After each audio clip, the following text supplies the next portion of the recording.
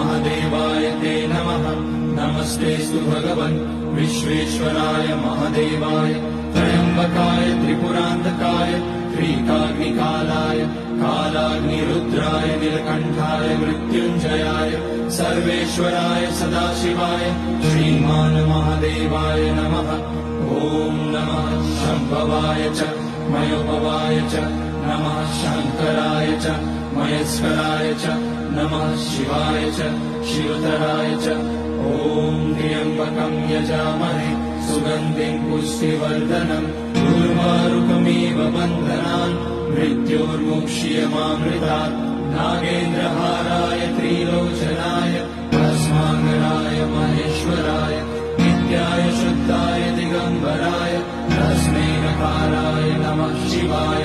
Mandakini सलिलचन्दन चर्चिताय Nandishwar प्रमथनाथ